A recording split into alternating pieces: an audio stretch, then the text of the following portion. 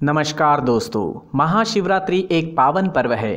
ये महाशिवरात्रि का पावन पर्व क्यों मनाया जाता है, क्यों मनाते हैं महाशिवरात्रि, अगर ये आप जानना चाहते हैं तो ये वीडियो आपके लिए है। दोस्तों, शिवरात्रि का अर्थ वह रात्रि है जिसका शिव तत्व के साथ घनिष्ठ संबंध होता है। जो रात्रि भगवान शिव जी को अति प्रिय है, उस रात्रि को महाशिवरात्रि कहा गया है। शिवार्चन एवं जागरण ही इस व्रत की विशेषता है। इसमें रात्रि भर जागरण एवं शिवाभिषेक का विधान है। श्री पार्वती जी की जिज्ञासा पर भगवान शिव जी ने बताया कि फाल्गुन कृष्ण पक्ष की चतुर्दशी के दिन जो उपवास करता है वह मुझे प्रसन्न कर लेता है। मैं अभिषेक, वस्त्र, धूप, अर्चन तथा पुष्पादि समर्पण से उतना प्रसन्न नहीं होता हूँ जितना कि व्रतोपवास से होता हूँ। ईशान संहिता में बताया गया है कि फाल्गुन कृष्ण चतुर्दशी की रात्रि को आदिदेव भगवान श्री शिव करोड़ों सूर्यों के समान प्रभाव वाले रिंग रूप में प्रकट हुए थे। ज्योतिष शास्त्र के अनुसार फाल्गुन कृष्ण चतुर्दशी तिथि में चंद्रमा सूर्य की समीप होता है, अतः उसी समय जीवन रूपी चंद्रमा का शिव रूपी सूर्य के साथ योग मिलन होता है। अतः इस चतुर्दशी को शिव पूजा करने से जीव को अभीष्टतम पदार्थ की प्राप्ति होती है। यही शिवरात्रि का रहस्य है। महाशिवरात्रि का पर्व परमात्मा शिव के दिव्य अवतरण का मंगल सूचक है। उनके निराकार से साकार रूप में अवतरण की रात्रि ही महाशिवरात्रि कहलाती है। वह हमें काम, क्रोध, लोभ, मोह, मत्सर आदि विकारों से मुक्त करके परम सुख, शांति, ऐश्वर्यादि प्रदान करते हैं। शिवरात्रि पर 4 प्रहर में 4 बार पूजा का विधान है। इसमें शिव जी को पंचामृत से स्नान कराकर चंदन, पुष्प, अक्षत, वस्त्र आदि से श्रृंगार कर आरती करनी चाहिए। रात्रि भर जागरण तथा पंचाक्षर मंत्र का जाप करना चाहिए। रुद्राभिषेक, रुद्राष्टाध्यायी तथा रुद्रपाठ का भी विधान है। चलिए जानते हैं शिवरात्रि से जुड़ी कथा क्या कहती है। ईशान संहिता के अनुसार वाराणसी के वन में एक भील रहता था। उसका नाम गुरुद्र था। उसका कुटुंब बड़ा था, अतः प्रतिदिन वन में जाकर मृगों को मारता और वहीं रहकर नाना प्रकार की चोरियां करता था। शुभ कारक महाशिवरात्रि के दिन उस भील के माता पिता, पत्नी एवं बच्चों ने भूख से पीड़ित होकर भोजन की याचना की। वह तुरंत धनुष लेकर मृगों के शिकार के लिए सारे वन में घूमने लगा। दैव योग से उस दिन कुछ भी शिकार नहीं मिला और सूर्यास्त हो गया। वह सोचने लगा, अब मैं क्या करूं, कहाँ जाऊं, माता पिता, पत्नी, बच्चों की क्या दशा होगी, कुछ लेकर ही घर जाना चाहिए। यह सोचकर वह व्याध एक जलाशय के समीप पहुंचा कि रात्रि में कोई न कोई जीव यहाँ पानी पीने अवश्य आएगा, उसे ही मारकर घर ले जाऊंगा। वह व्याध किनारे पर स्थित एक बिल्व वृक्ष था, उस पर चढ़ गया। पीने के लिए कमर में बंधी तुम्बी में जल भरकर बैठ गया। भूख प्यास से व्याकुल वह शिकारी शिकार की चिंता में बैठा रहा।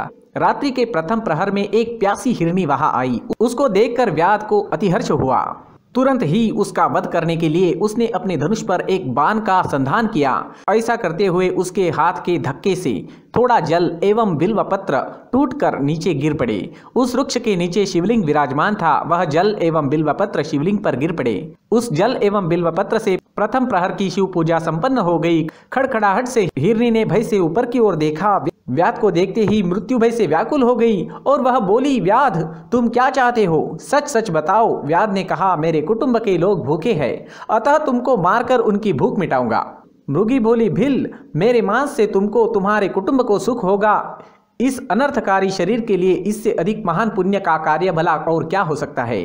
परंतु इस समय मेरे सब बच्चे आश्रम में बाट जो रहे होंगे, मैं उन्हें अपनी बहन को अथवा स्वामी को सौंपकर लौट आऊंगी। मृगी ने शपथ खाने पर व्याध ने उसे जाने दिया। दूसरे प्रहर में उस हिरनी की बहन उसी की राह देखती हुई, उसे ढूंढती हुई जल पीने वहां आई। व्याध ने उसे देखकर बाण को तरकस से खींचा। ऐसा करते समय पुनः पहले की भांति जल एवं बिल्वपत्र शिवलिंग पर गिर पड़े। इस प्रकार द्वितीय प्रहर की पूजा संपन्न हो गई। मृगी ने पूछा, व्याध यह क्या करते हो। व्याध ने पूर्ववत उत्तर दिया, मैं अपने भूखे कुटुंब को तृप्त करने के लिए तुझे मारूंगा। मृगी ने कहा, मेरे छोटे छोटे बच्चे घर में हैं, अतः मैं उन्हें अपने स्वामी को सौंपकर तुम्हारे पास लौट आऊंगी। मैं वचन देती हूँ। व्याध ने उसे भी जाने दिया। व्याध का दूसरा प्रहर भी जागते जागते बीत गया। इतने में ही एक बड़ा पुष्ट हिरण मृगी को ढूंढता हुआ आया। व्याध ने बाण चढ़ाने पर पुनः कुछ जल एवं बिल्वपत्र लिंग पर गिर पड़े।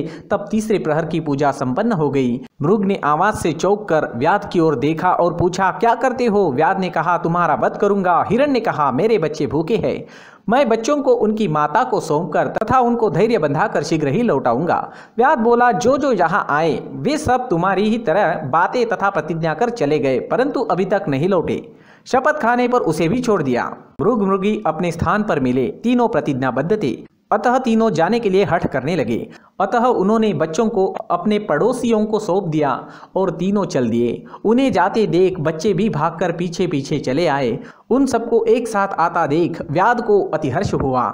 उसने तर्कस से बाण खींचा, जिससे पुनः जल एवं बिल्वपत्र शिवलिंग पर गिर पड़े। इस प्रकार चौथे प्रहर की पूजा भी संपन्न हो गई। रात्रि भर शिकार की चिंता में व्याध निर्जल भोजन रहित जागरण करता रहा। शिवजी का रंच मात्र भी चिंतन नहीं किया। चारों प्रहर की पूजा अनजाने में स्वतः ही हो गई। उस दिन महाशिवरात्रि थी, जिसके प्रभाव से व्याध के संपूर्ण पाप तत्काल भस्म हो गए। इतने में ही मृग एवं मृगियों ने कहा, व्याध शिरोमणे, शीघ्र कृपा कर हमारे शरीरों को सार्थक करो। व्याध को बड़ा विस्मय हुआ। ये मृग ज्ञानहीन पशु होने पर भी धन्य है, परोपकारी है और प्रतिज्ञा पालक है। मैं मनुष्य होकर भी जीवन भर हिंसा, हत्या एवं पाप कर अपने कुटुंब का पालन करता रहा। मैंने जीव हत्या कर उदरपूर्ति की, अतः मेरे जीवन को धिक्कार है। व्याध ने बाण को रोक लिया और कहा, श्रेष्ठ मृगो, तुम सब जाओ, तुम्हारा जीवन धन्य है। व्याध ने ऐसा कहने पर तुरंत भगवान शंकर लिंग से प्रकट हो गए और उसके शरीर को स्पर्श कर प्रेम से कहा, वर मांगो, मैंने सब कुछ पा लिया। यह कहते हुए व्याध उनके चरणों में गिर पड़ा। श्री शिवजी ने प्रसन्न होकर उसका गुह नाम रख दिया और वरदान दिया कि भगवान राम एक दिन अवश्य ही तुम्हारे घर पधारेंगे एवं तुम्हारे साथ मित्रता करेंगे, तुम मोक्ष प्राप्त करोगे। वही व्याध श्रृंगवेरपुर में निषाद राज गुह बना, जिसने भगवान राम का आतिथ्य किया। वे सब मृग भगवान शंकर का दर्शन कर मृग योनि से मुक्त हो गए तथा शाप मुक्त हो विमान से दिव्य धाम को चले गए।